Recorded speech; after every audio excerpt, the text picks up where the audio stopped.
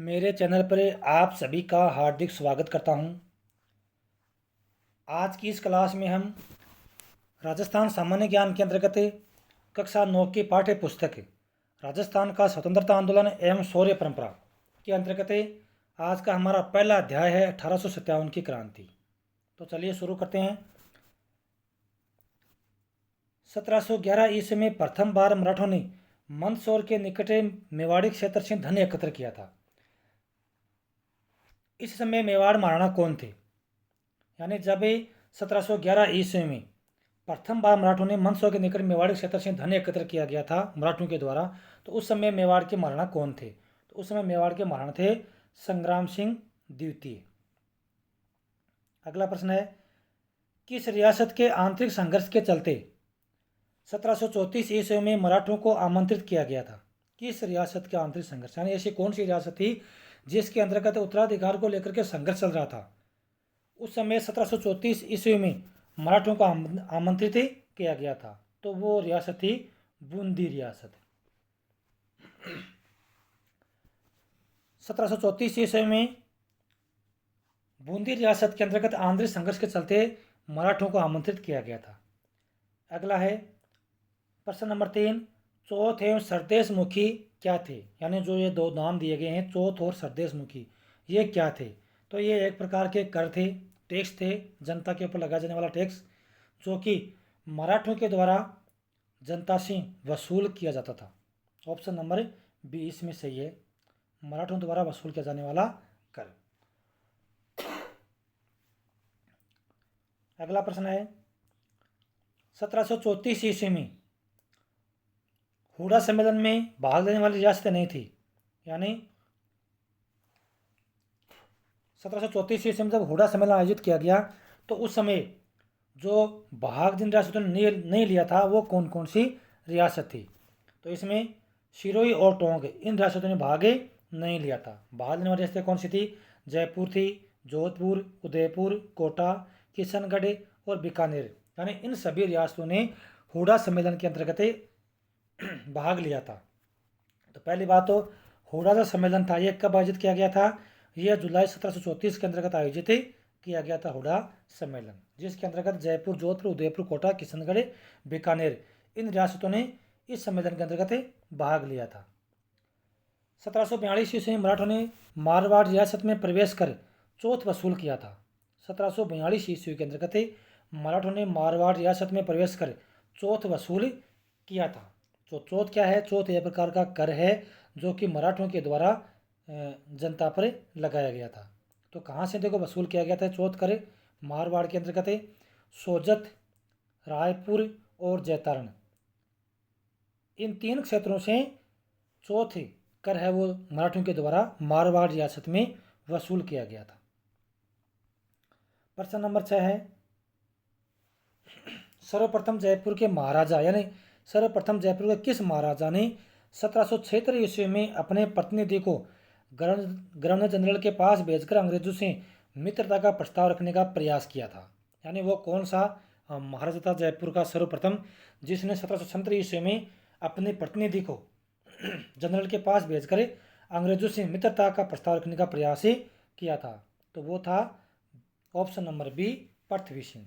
पृथ्वी सिंह ने भेज करके अंग्रेजों से मित्रता का प्रस्ताव रखने का इन्होंने प्रयास किया था। अगला प्रश्न है, 1803 ईस्वी में अंग्रेजों द्वारा तैयार किए गए संधि पत्र पर हस्ताक्षर करने वाली रियासतें थी।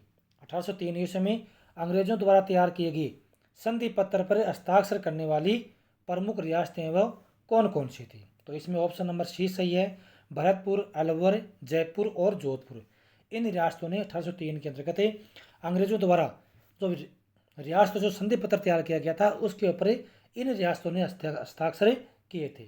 भरतपुर, अलवर, जयपुर और जोधपुर 1803 के अंतर्गत। चार्ल्स मेटकॉफ ये कहाँ का रेजिडेंट था? चार्ल्स मेटकॉफ अंग्रेजों द्वारा नियुक्त था, ये कहाँ का, किस रियासत का ये रेजिडेंट था? तो ये दिल्ली का रेजिडेंट था। किसने ये सुझाव दिया था कि ब्रिटिश संरक्षण में राजपूत राज्यों का एक संघ बना लिया जाए? यानी ये किस किसका सुझाव था? किसने यह सुझाव दिया था कि ब्रिटिश संरक्षण में राजपूत राज्यों का एक ही संघ बना लिया जाए, यानी ब्रिटिश शासन का विरोध नहीं करके ब्रिटिश संरक्षण के अंतर्गत, ब्रिटिश शासन के अंतर्गत ही राजपूत राज्य है वो एकत्रित होकर के अपना एक संघ बना लेना चाहिए। यह सुझाव किसने दिया था? तो यह सुझाव दिया था चार्ल्स मेटकॉफ ने कि राजपूत राज्यों को एक संघ बनाना चाहिए, लेकिन अलग नहीं, ब्रिटिश शासन के अंतर्गत के अधीन रहते हुए। अगला प्रश्न है 1857 की क्रांति के समय के रियासत और शासकों को सही सुमेलित कीजिए। इसमें ऑप्शन नंबर डी और है, इसमें ऑप्शन नंबर डी है उदयपुर, और इधर है तख्त सिंह, इधर है तख्त सिंह। तो जब 1857 क्रांति हुई थी उस समय राजस्थान के अंतर्गत जो रियासत थी और वहाँ पर शासन कौन कर रहे थे, इसको अपने को मिलान करना है। तो इसमें मिलान अपन इस प्रकार से करेंगे। इसमें ऑप्शन नंबर ए कोटा, तो कोटा के अंतर्गत उस समय शासन कर रहा था राम सिंह। कोटा में राम सिंह शासन कर रहा था, शासक था, मतलब कोटा के अंतर्गत 1857 क्रांति के समय। जोधपुर के अंतर्गत, जोधपुर के अंतर्गत शासक थे उस समय महाराज तख्त सिंह। जोधपुर के अंतर्गत तख्त सिंह थे उस समय शासक थे। भरतपुर के अंतर्गत, भरतपुर के अंतर्गत शासक थे जसवंत सिंह, भरतपुर में जसवंत सिंह। और ऑप्शन नंबर डी, डी के अंतर्गत उदयपुर, उदयपुर के शासक थे स्वरूप सिंह। ये इसमें ये चार ऑप्शन है, यानी कोटा रियासत के अंतर्गत 1857 क्रांति के समय शासक थे राम सिंह, जोधपुर के अंतर्गत शासक थे तख्त सिंह, भरतपुर के शासक थे जसवंत सिंह, और उदयपुर के शासक थे उस समय स्वरूप सिंह। प्रश्न नंबर 11, 1857 की क्रांति के समय रियासत और शासकों को सही सुमेलित कीजिए। प्रश्न नंबर 10 से ही जुड़ा हुआ प्रश्न नंबर 11, जयपुर रियासत के अंतर्गत शासक थे, जयपुर रियासत के शासक कौन थे? राम सिंह द्वितीय। ये थे राम सिंह द्वितीय, जयपुर रियासत के शासक थे 1857 क्रांति के समय। सिरोही के शासक थे शिव सिंह, धौलपुर के शासक थे भगवंत सिंह, और बीकानेर के शासक थे सरदार सिंह। एक बार और देख लेते हैं, 1857 की जब क्रांति हुई थी तो उस समय प्रमुख रियासतें और उन रियासतों के शासक कौन थे, उसका हमें सही मिलान करना है।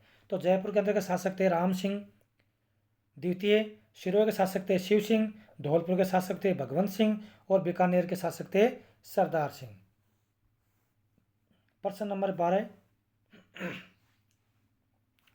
1857 की क्रांति के समय रियासत एवं शासकों को सही सुमेलित कीजिए।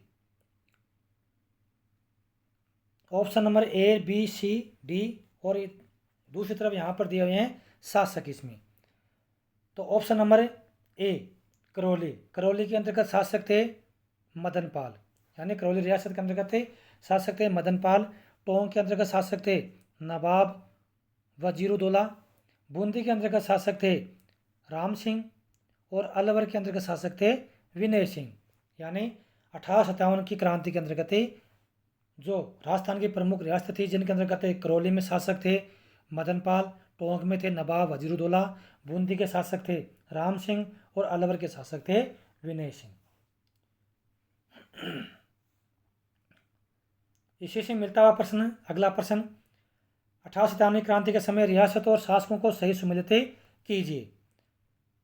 कहने का मतलब है कि 1857 क्रांति के समय कौन सी रियासत के अंतर्गत कौन शासक शासन कर रहा था, इससे संबंधित परीक्षा में किसी भी रियासत से प्रश्न पूछ सकते हैं। तो इस स्थिति में हमें सभी रियासतों के जो उस समय के शासक थे उनका हमें ध्यान रहना चाहिए।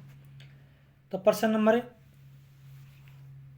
13 के अंतर्गत जो प्रमुख रियासतें हैं और उनके शासक उस समय कौन कौन थे। तो जैसलमेर के शासक थे रणजीत सिंह, जैसलमेर में शासक थे रणजीत सिंह। झालावाड़ के अंतर्गत शासक थे पृथ्वी सिंह, जैसलमेर में रणजीत सिंह।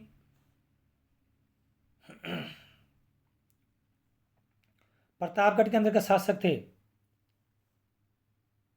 प्रतापगढ़ में दलपत सिंह।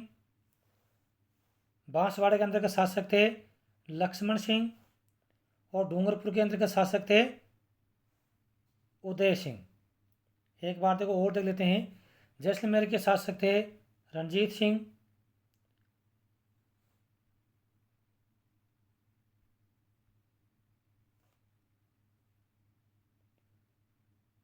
जैसलमेर के अंतर्गत शासक थे रणजीत सिंह।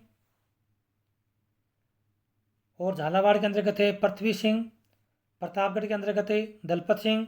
और बांसवाड़ा के अंतर्गत थे लक्ष्मण सिंह। और डूंगरपुर के अंतर्गत थे उदय सिंह। ये प्रमुख शासक थे कब भी, जब 1857 की क्रांति हुई थी उस समय। प्रश्न नंबर 14, सिरोही रियासत ने अंग्रेजों से संधि किस वर्ष में की थी? तो सिरोही रियासत ने अंग्रेजों से संधि की थी 1823 के अंतर्गत।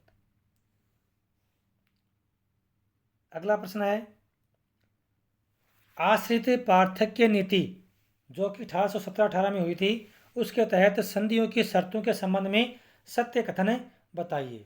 यानी आश्रित पार्थक्य नीति जो कि अंग्रेजों के द्वारा 1817-18 में लागू की गई थी, उस संधियों की प्रमुख शर्तें हैं वो कौन सी इनमें से सत्य है? यानी 4 जो इसमें बातें दी गई है, 4 कथन दिए गए हैं, इनमें जो सत्य है अपने को वो इसमें छांटना है। तो इसमें जो सत्य हैं वो हम देख लेते हैं। आश्रित पार्थक्य नीति के अंतर्गत पहला कथन है, रियासती शासकों ने अंग्रेजों की सर्वोच्चता स्वीकार कर ली थी। तो ये इसमें सत्य कथन है। यानी जो संधि हुई थी 1817-18 की, उसके अंतर्गत जो रियासती शासक थे उन्होंने अंग्रेजों की जो सर्वोच्चता थी उसको उन्होंने स्वीकार कर लिया था। दूसरा है, अंग्रेजों ने रियासती शासकों का, रियासती राजाओं का वंशानुगत राज्य अधिकार स्वीकार नहीं किया था। तो ये इसमें ऑप्शन गलत है। यानी उन्होंने इस बात को भी स्वीकार कर लिया गया था कि वंशानुगत अधिकार है वो इसमें रियासतों, जो देशी रियासतें हैं उनका मान्य रहेगा। ऑप्शन नंबर 3 है, अंग्रेजों ने बाहरी आक्रमण के समय राज्य की सुरक्षा व आंतरिक शांति बनाए रखने का आश्वासन भी उन्होंने दिया था। तो उन्होंने यह आश्वासन दिया था। और रियासतों में नियुक्त पॉलिटिकल एजेंट राज्य कार्यों में हस्तक्षेप करेंगे, यानी ये इस बात को स्वीकार नहीं किया गया था। तो इसके अंतर्गत ऑप्शन 1 और 3 जो ऑप्शन है वो इसमें सत्य है। किसके तहत? जो 1817-18 की जो संधि हुई थी अंग्रेजों के द्वारा देशी रियासतों के मध्य में आर्थिक पार्थक्य की, आश्रित पार्थक्य की नीति के तहत। अगला प्रश्न है, राजपूताना में सामंतों द्वारा किन से राहदारी एवं दाना पानी शुल्क वसूलते थे? यानी किन से राजपूताना में सामंतों के द्वारा राहदारी और दाना पानी जो कर था, एक तरह का जो टैक्स था, वो किस से वसूल करते थे? तो वो व्यापारियों से वसूल करते थे। अंग्रेजों ने किस रियासत के शासक को पद से हटाकर वृंदावन भेज दिया था? अंग्रेजों ने किस शासक को, किस रियासत के शासक को और कौन से शासक को उसके पद से हटा करके उसको वृंदावन भेज दिया था? तो यहाँ पर इसमें डूंगरपुर और यहाँ पर जसवंत सिंह। यानी अंग्रेजों ने डूंगरपुर रियासत के शासक जसवंत सिंह को उनके पद से हटा करके वृंदावन भेज दिया था। अगला प्रश्न है, सत्य कथन बताइए। 19वीं सदी के पूर्वार्ध तक सामंत शक्तिशाली थे। शांति व्यवस्था के नाम पर गठित अंग्रेज सैन्य टुकड़ियों का खर्च राजाओं को वहन करना पड़ता था। तो इसमें दोनों ही कथन सत्य हैं। यानी 19वीं सदी के पूर्वार्ध तक सामंत थे वो शक्तिशाली थे, और शांति व्यवस्था के नाम पर गठित अंग्रेज सैन्य टुकड़ियों का खर्च है वो देशी रियासतों से ही वहन करते थे। प्रश्न नंबर 19 है, किस रियासत के उत्तराधिकार विवाद के समय आम जनता ने नाराज होकर के अंग्रेज कप्तान ब्लेक की हत्या कर दी थी? तो वो थी जयपुर रियासत। जयपुर रियासत के उत्तराधिकार विवाद के समय आम लोगों ने नाराज होकर के जो अंग्रेज कप्तान थे ब्लेक, उनकी हत्या कर दी थी। प्रश्न नंबर 20 है, कोटा में अंग्रेजों ने महाराव किशोर सिंह के विरुद्ध फौजदार का समर्थन किया था। किसने समर्थन किया था? जालिम सिंह ने समर्थन किया था। 1857 के समय कोटा रियासत के पॉलिटिकल एजेंट कौन थे? जब 1857 क्रांति हुई थी उस समय कोटा के पॉलिटिकल एजेंट कौन थे? तो पॉलिटिकल एजेंट थे मेजर बर्टन। प्रश्न नंबर 22 है, 1857 के क्रांति के समय जोधपुर रियासत के पॉलिटिकल एजेंट कौन थे? तो जोधपुर के अंतर्गत है मैकमोहन। पॉलिटिकल एजेंट के बारे में बहुत ही इंपॉर्टेंट प्रश्न है, परीक्षा में बहुत सी जो कंपटीशन एग्जाम है उनके अंतर्गत ये प्रश्न पूछा जाता है। तो 1857 क्रांति के समय जोधपुर रियासत के पॉलिटिकल एजेंट थे मैकमोहन। 1857 के समय भरतपुर रियासत के पॉलिटिकल एजेंट कौन थे? तो वो थे मॉरिसन। भरतपुर रियासत के पॉलिटिकल एजेंट कौन थे 1857 क्रांति के समय? तो वो मॉरिसन थे। 1857 के समय जयपुर रियासत के पॉलिटिकल एजेंट कौन थे? तो ईडन थे, यानी जयपुर रियासत के पॉलिटिकल एजेंट थे क्रांति के समय ईडन। क्वेश्चन नंबर 25 है, 1857 की क्रांति के समय उदयपुर रियासत के पॉलिटिकल एजेंट कौन थे? तो उदयपुर रियासत के पॉलिटिकल एजेंट थे सोवर्स आर। सोवर्स आर है वो 1857 क्रांति में उदयपुर रियासत के पॉलिटिकल एजेंट थे। तो आज की इस क्लास में हम कुल 25 प्रश्नों का हमने अध्ययन किया है। आगे के जो प्रश्न है वो हम नेक्स्ट क्लास के अंतर्गत अध्ययन करेंगे।